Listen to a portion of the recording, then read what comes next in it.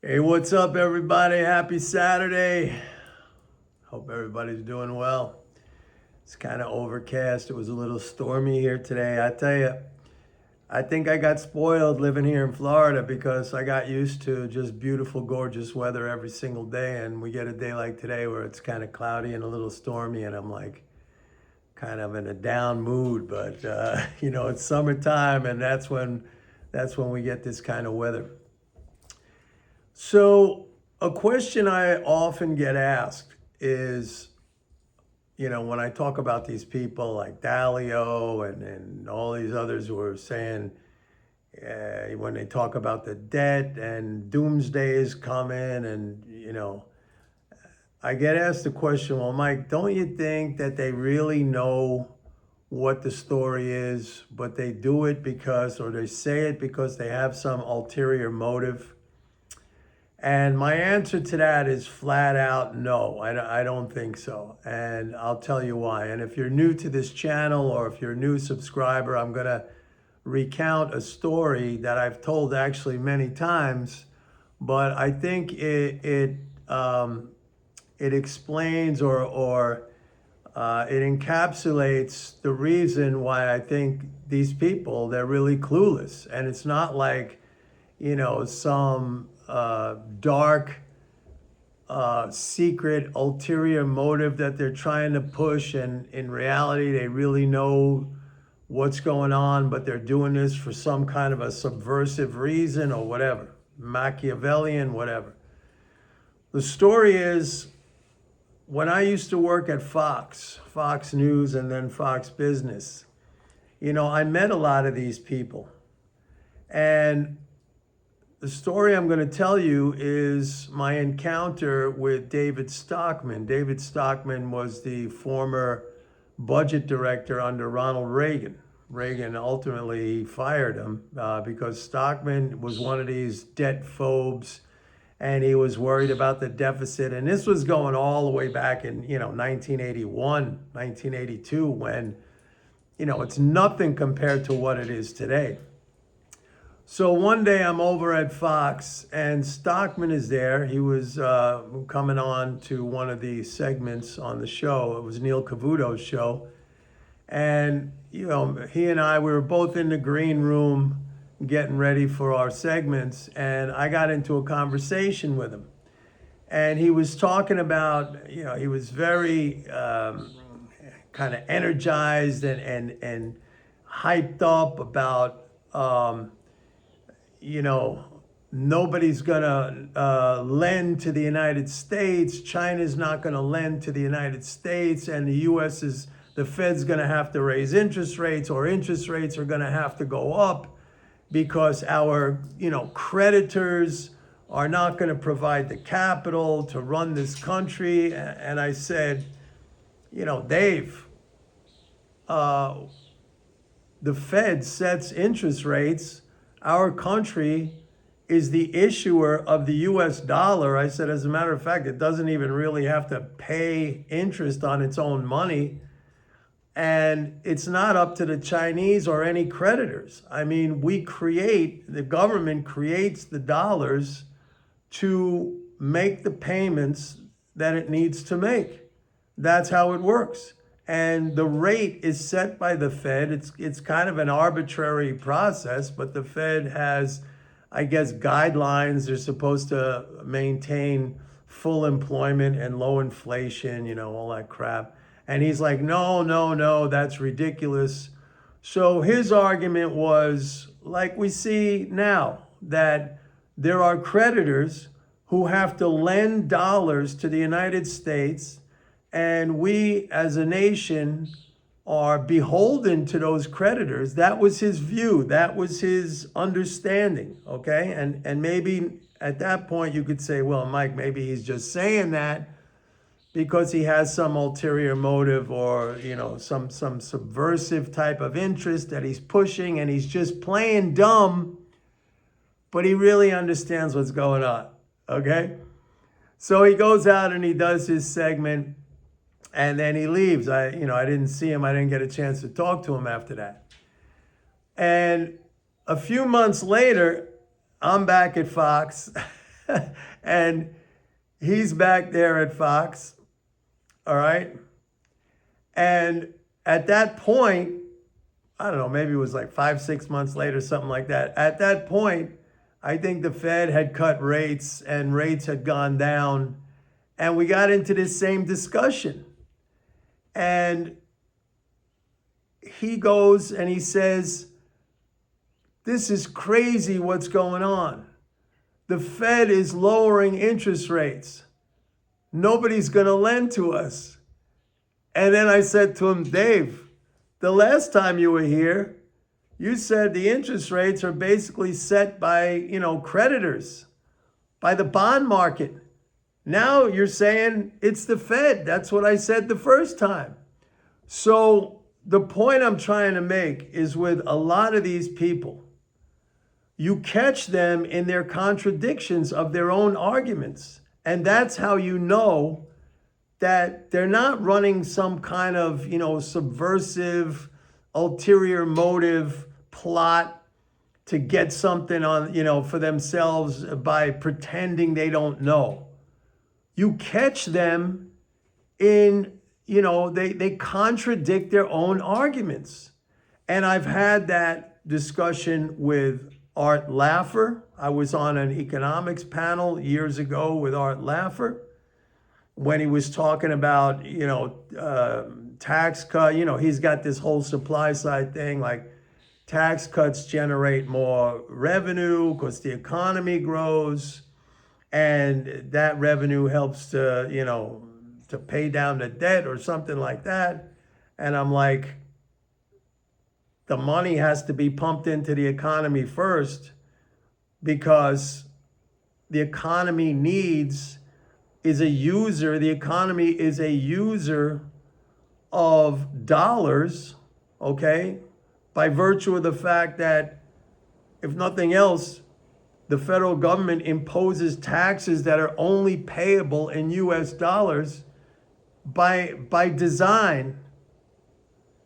The government has to supply the money for the non-government to pay its taxes. And he was like very, very confused by this.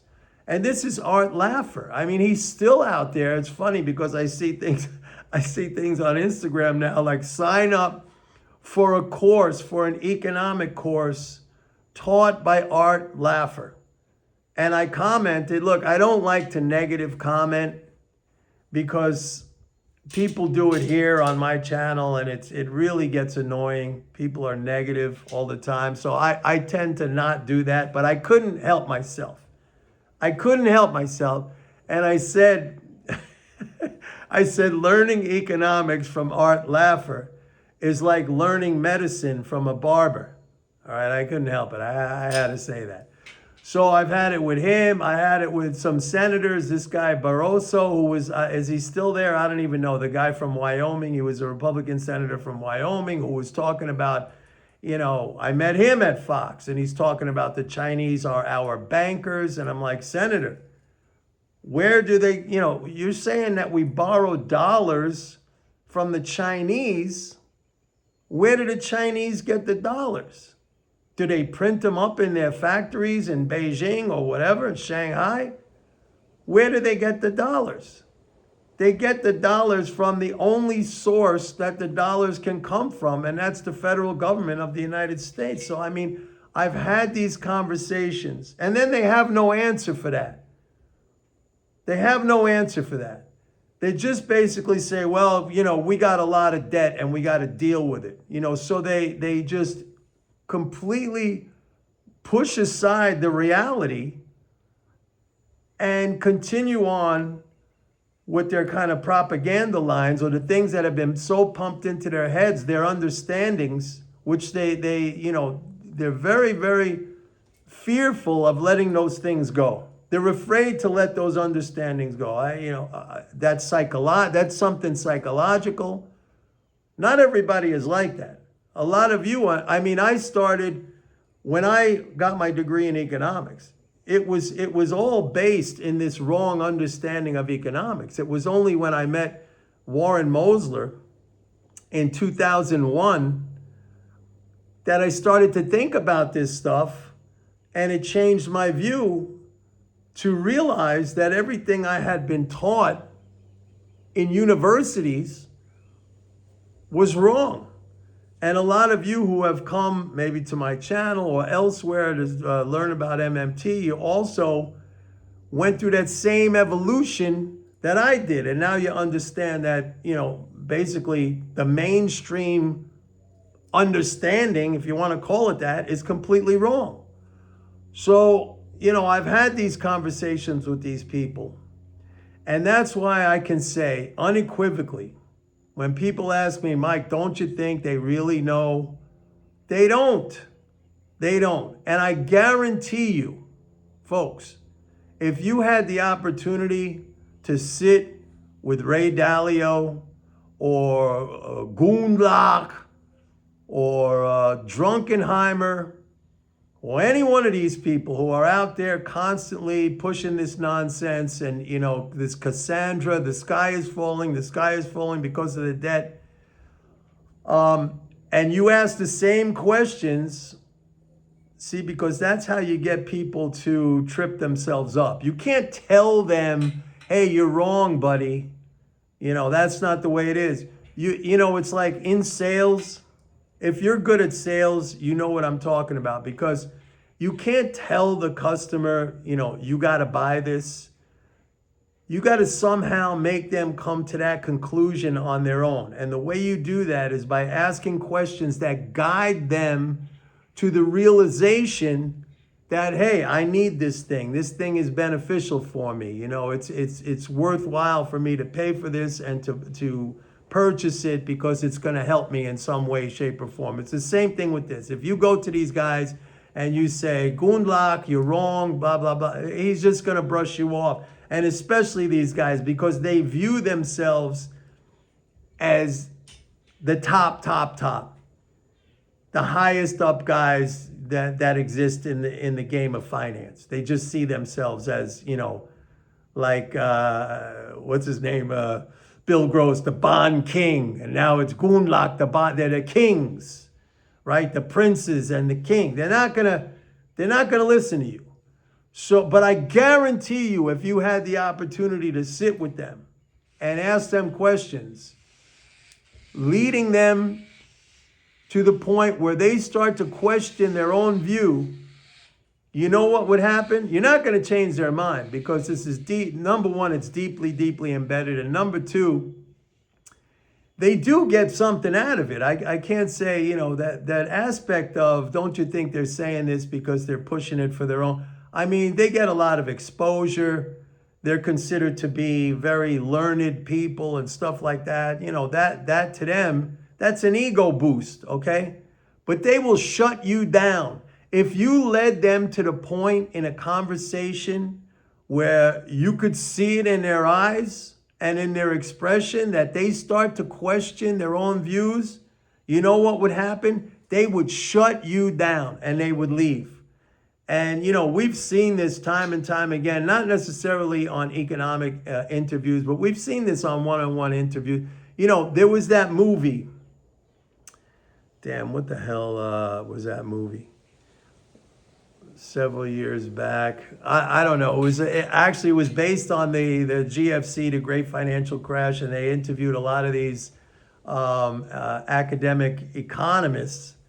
And in a couple of these situations, when the interviewer asked like very direct questions, like, weren't you paid to write, very positive outlooks for these mortgage securities and stuff like that? Weren't you paid $100,000? Weren't you?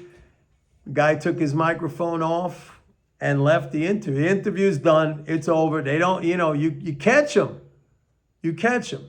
Now, somebody who's really, really clever, I think anyway, somebody who's really, really clever, who has some ulterior or subversive motive, they got their story figured out. You're not going to be able to catch them. They're slick. They got their story figured out. You're not going to trip them up in some kind of, exposing a contradiction. It's just not going to happen. But it's very, very easy with these people. Very, very easy. So, That's my answer. If you ask me, Mike, don't you really think they know? The answer is, as far as I'm concerned, no, they don't know. They don't know. They're not interested in knowing. And if you manage to meet with them and do as I said, guide them along with a kind of a questionnaire interview, they'll shut you down and they'll leave. Anyway, that's it for today. Please like and subscribe. Enjoy the rest of your Saturday. Bye.